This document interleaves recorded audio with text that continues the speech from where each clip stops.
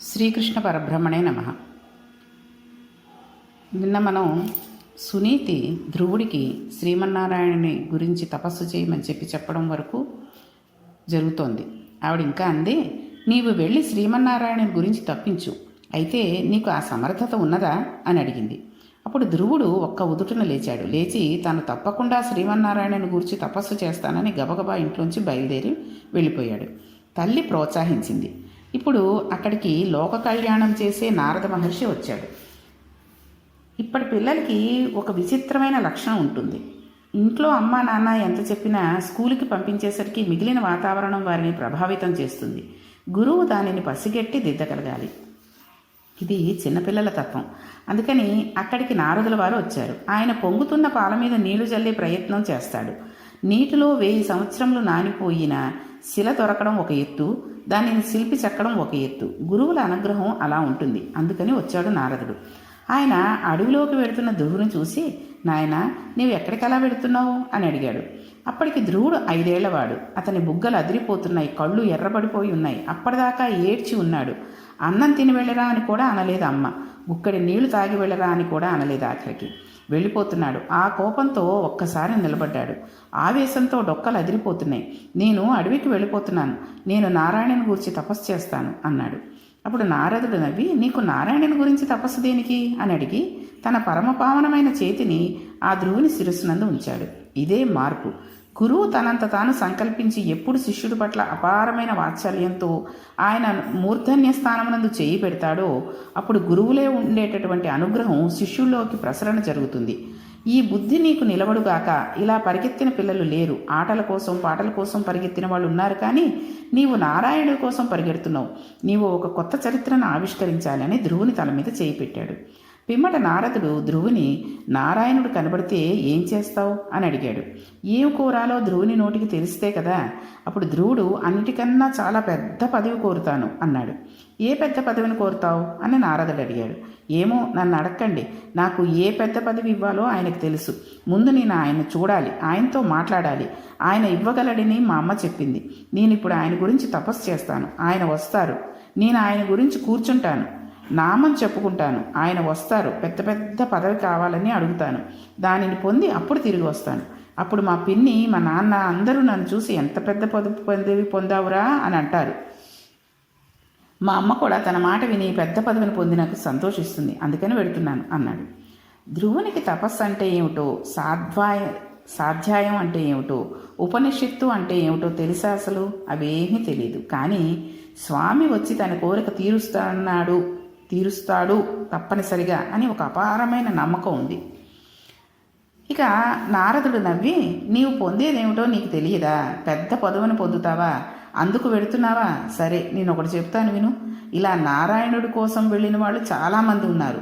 ఇంద్రియములను జయించే ప్రయత్నంలో వెళ్ళి కూర్చుని తపస్సు చేసిన వాళ్ళకి, రాత్రింబవళ్ళు బొటనవేలు మీద నిలబడి తపస్సు చేసిన వాళ్ళకి, అంతంత కష్టాలు పడిన వారికి శ్రీమన్నారాయణుడు దర్శనం అవ్వలేదు. నీవు పిల్లవాడివి, నీకు తెలియదు. నీకు మానవమానాలు ఏమిటి, నేనొక పెద్ద సూత్రం చెప్తాను, అది వింటావా? ఇలాంటివన్నీ ఏమీ తెలియదు. కానీ నువ్వు మనసులో ఒక విషయాన్ని పెట్టుకో. అలా చేస్తే నీకు మనస్సునందు కలిగినటువంటి ఖేదం పోతుంది. అప్పుడు నీ మనసు శాంతిగా ఉంటుంది. అదేంటంటే, సుఖము దుఃఖము ఈ రెండూ కూడా మనస్సుకు సంబంధించినటువంటివి. మనస్సు ఇష్టపడితే సుఖంలా కనబడుతుంది. సుఖదుఖములకు కారణం మనస్సు. ఇవి రెండు ద్వంద్వములు. భగవంతుని పాదములను ఆశ్రయించి ఈ రెండిటినీ సమానంగా తీసుకున్నట్లయితే నీవు వివేక బుద్ధి కలిగిన వాడు అవుతావు. అది చాలు. ఇప్పుడు నీకు అంతకన్నా పెద్ద విషయాలు అక్కర్లేదు.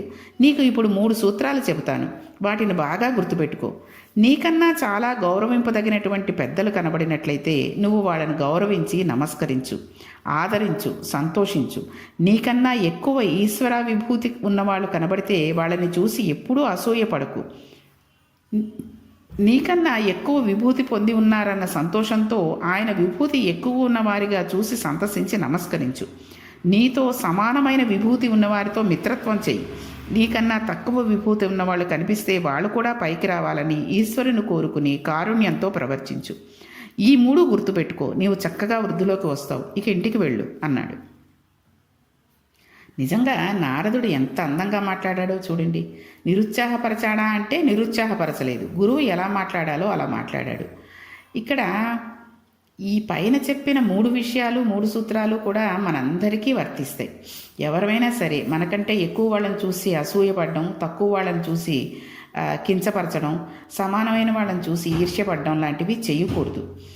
మరికొన్ని సోపానములు ఎక్కించేటట్టుగా మాట్లాడాడు.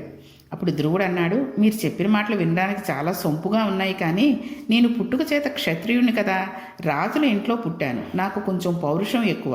మా పిన్ని నన్ను అంత మాట అంది. నా మనసు ఎంతో గాయపడింది. ఆ గాయం ఒకే ఒక రసాయనంతో పోతుంది. దానికి బయట వేరే మందు లేదు. శ్రీమన్నారాయణ సందర్శనమే ఆ రసాయనమనే మందు.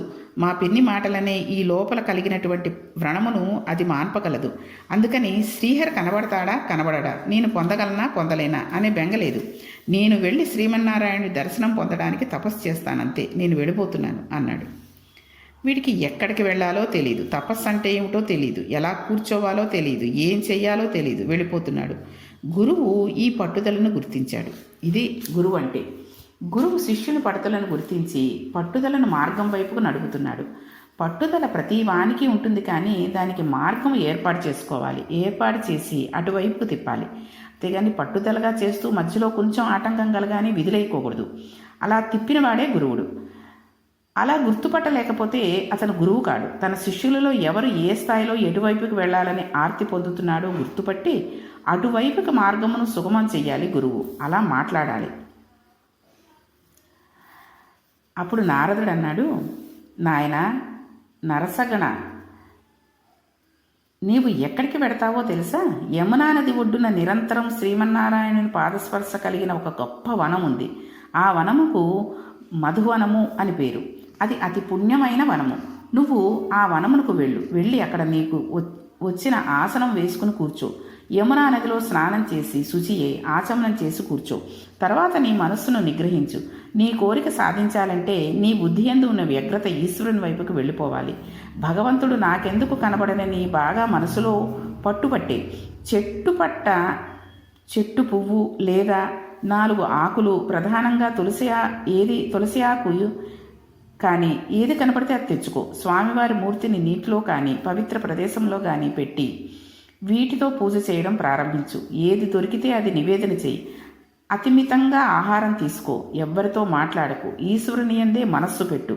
రాత్రి అనక పగలనక నువ్వు మరిచిపోవాలి. కన్నులు మూసుకుని నువ్వు ధ్యానం చేస్తుంటే నీ ఇంద్రియములు వెనక్కి తిరిగిపోవాలి.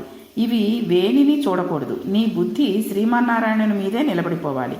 అలా నిలబడిపోవాలంటే ఆయన ఎలా ఉంటాడో నీకు తెలియాలి కదా. ఆయన ఎలా ఉంటాడో తెలియకుండా నీవు ఎవరిని మనసులో చూస్తావు? ఆయన ఎలా ఉంటాడో నేను చెప్తాను. నేను తరచూ వెళ్ళి ఆయనను చూసి వస్తూ ఉంటాను. నేను చెప్పినది విని దానిని బాగా మనసులో గుర్తుపెట్టుకో అని చెప్పాడు. ఈ పై విషయాలు కేవలం ధ్రువుడికే కాదండి, మనం కూడా చూడండి. చాలామంది వెంకటేశ్వర దీక్షని, అయ్యప్ప దీక్షని, కనకదుర్గమ్మ దీక్షని ఇలా పడుతూ ఉంటారు. ఆ పట్టిన సమయంలో ఈ విషయాలన్నీ కూడా ఆచరించాలి. అంతేగాని పొద్దున పూజ చేసేసుకుని మధ్యాహ్నం వెళ్ళి సినిమా చూసేసి మళ్ళీ సాయంత్రం హోటల్లో టిఫిన్ చేసేసి రాత్రి వచ్చి పూజ చేసుకుని ఆ ఎర్ర బట్టలో, పసుపు బట్టలో, నలుపు బట్టలో కట్టేసుకున్నాను, నేను దీక్షలో ఉన్నాను అని చెప్పుకోవడం గొప్ప కాదు. దీక్ష పట్టిన నాళ్ళు కూడా కేవలం భగవంతుడు తప్పితే ఇంకేమీ, ఏదైనా వృత్తిరీత్యా ఉద్యోగాలు అవి చేస్తున్నారంటే వాటిలో కాస్త సమయం కేటాయించుకుంటాను స్వామి అని మొట్టమొదటి రోజే చెప్పుకుని చేసుకోవాలి తప్పితే మన ఇష్టానుసారంగా చేసుకోకూడదు. ఇక ఇప్పుడు పిల్లవాడికి మార్గం చెప్పేవాడు ఒకడు దొరికాడు. వాడు చిన్నపిల్లవాడు. ఇప్పుడు విత్తనం మంచి క్షేత్రమునందు పడుతోంది. అప్పుడు ఆ పిల్లవాడు కళ్ళు తుడిచేసుకుని, చెప్పండి, నేను మీరు చెప్పిన విధంగానే అలాంటి స్వామిని నేను ఆరాధన చేస్తాను అన్నాడు. నారదుని మాటలు ఎలా ఉంటాయో, గురువు అంటే ఎలా ఉంటాడో, ఎటువంటి భూమిక యందు ఉన్న వారిని ఉద్ధరిస్తాడో చూడండి.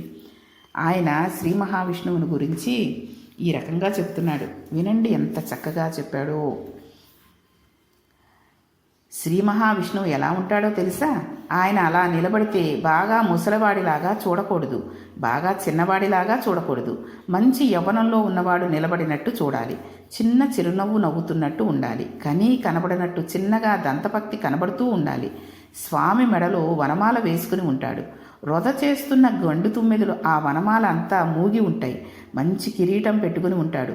చెవులకు కుండలములు పెట్టుకుని ఉంటాడు. వాటి కాంతులు బుగ్గల మీద పడుతూ ఉంటాయి. చక్కటి కంఠం. కుడి చేతిలో చక్రం పట్టుకుని ఉంటాడు. ఎడమ చేతిలో తెల్లని శంఖం ఉంటుంది. 2 రాజహంసలను పట్టుకున్నాడా అన్నట్టు ఉంటాడు. ఒక చేతిలో గద పట్టుకుని ఉంటాడు. మరొక చేతిలో పద్మం పట్టుకుని ఉంటాడు. బలిష్టమైన తొడలు. పచ్చటి పట్టుపీతాంబరమును పట్టుకుని ఉంటాడు. తులసి చేత అర్చించబడిన పాదములు కలిగి ఉంటాడు. వెలిగిపోతూ ఉంటాడు. ఎంత అందంగా ఉంటాడో! సన్నటి నడుముతో ఉంటాడు. విశాలమైన వక్షస్థలంతో ఉంటాడు. కంబుకంఠుడై ఉంటాడు. మెడ నిండా పుష్పమాలలు వేసుకుని ఉంటాడు. ఎంత చూసినా తనివి తీరకుండా మనస్సులో ఆనందాన్ని పొంగిపోయేటట్లు చూడు. ఆయనను చూడడంలో రమించిపోతూ చూడడం మొదలుపెట్టు. అలా చూడగా చూడగా నీ మనస్సు ఆయన మీద లగ్నం అయిపోతుంది. అలా చూడడంలో ఆహారం సంగతి కూడా మరిచిపోవాలి. కానీ శరీరాన్ని నిలబెట్టడానికి ఎప్పుడైనా ఆహారం తీసుకో. అలా లోపల నారాయణుణ్ణి చూడు. నీకు నారాయణుడు కనబడతాడు. నీకు నేను ద్వాదశాక్షరి మంత్రోపదేశం చేస్తున్నాను. దీనిని 7 రోజుల పాటు నిష్ఠతో చేసేవారికి చేసేసరికి నీకు దేవతలు కనబడతారు అని చెప్పాడు. నారదుడి మాటలు విన్న ధ్రువుడు తప్పకుండా అలా చేస్తానని చెప్పి గబగబా నడుచుకుంటూ అరణ్యానికి వెళ్ళిపోయాడు. యమునా తటం కనబడింది. స్నానం చేశాడు. ఆచమనం చేశాడు. పద్మాసనం వేసుకున్నాడు. శరీరం నిలబెట్టుకోవడానికి వలసిన ఆహారం తీసుకున్నాడు. అన్నీ తన స్వామి చూసుకుంటాడు అనుకున్నాడు. అతనికి అంతా స్వామి గురించే తాపత్రయం. పిల్లల్ని మనం సరిగ్గా పెట్టగలిగితే వాళ్ళ చిత్తం అలా ఉంటుంది. అన్ని తులసిదళములు తెచ్చాడు. కొన్ని పువ్వులు తెచ్చాడు. ఆరాధన చేశాడు. మొదటి నెలలో 3 రోజులకు ఒకసారి వెలగపళ్ళు, రేగుపళ్ళు తినేవాడు. ఆ తర్వాత 2వ నెలలో 6 రాత్రులకు ఒకసారి కొద్దిగా గడ్డి, కొన్ని ఆకులు తినేవాడు. 3వ నెలలో 9 రాత్రులకు ఒకసారి కొద్దిగా నీళ్లు తాగేవాడు. 4వ నెల వచ్చేసరికి 12 రాత్రులకు ఒకసారి వాయుభక్షణం చేసేవాడు.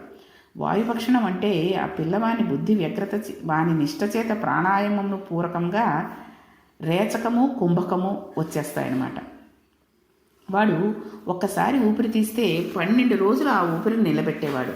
అలా నిలబెట్టి శ్రీమన్నారాయణ దర్శనం చేస్తూ ఉండిపోయేవాడు. అలా కుంభకం చేసి 12 రాత్రులకు ఒకసారి ఊపిరి విడిచిపెట్టేవాడు. మరలా ఊపిరి తీసి శరీరాన్ని పోషించేవాడు. మళ్ళీ అంతే కుంభకం చేసేవాడు. అలా చేస్తూ భగవంతుని గురించి ఆలోచన చేస్తూ 5వ నెల వచ్చేసరికి బొటనవేలు మీద నిలబడేవాడు. ఏదో కొంతకాలం అయిపోయిన తర్వాత బొటనవేలు నొప్పి పుట్టినట్టు అనిపిస్తే కుడికాలు తీసి యువతల పెట్టి ఎడమకాలు బొటనవేలు మీద పెట్టేవాడు. 5వ నెల వచ్చేసరికి ఈ పిల్లవాడి నిష్టకి కుడికాలు బొటనవేలు తీసి భూమి మీద పెట్టేసరికి భూమండలం అంతా అటు ఒరిగిపోయింది. వాని తపశ్శక్తి అలా భూమండలం అటూ ఇటూ వరవడం ప్రారంభమైంది. వానిలోంచి తపోధూమములు పైకి లేస్తున్నాయి. కానీ వాడికి ఇవేమీ తెలియదు. వానికి నారాయణుని చూడాలి అనే కోరిక తప్ప ఇంకేమీ లేదు. ఇలా అపారమైన తపస్సు చేస్తున్నాడు. అప్పుడు దేవతలందరూ భూమండలమే కంపించిపోతున్నది అని బెంగపెట్టుకుని గబగబా వైకుంఠానికి వెళ్ళారు. అక్కడ పరమాత్మ సాకారుడై ఉన్నాడు. పరమాత్మ శ్రీ మహావిష్ణువు అంతటా ఉంటాడు. కానీ భక్తులను అనుగ్రహించడానికి తాను ఆకారాన్ని పొందుతాడు. అలా పొందిన ఆకారము విష్ణువు ఆకారము.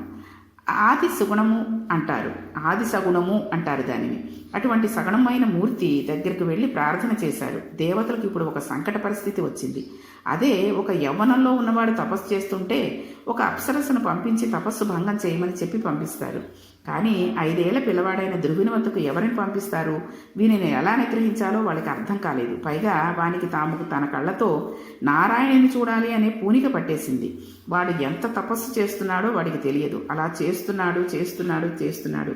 ఇంత గొప్ప తపస్సు సృష్టిలో లేదు.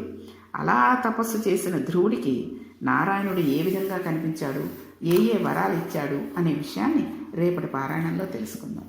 శ్రీకృష్ణ పరబ్రహ్మణే నమః.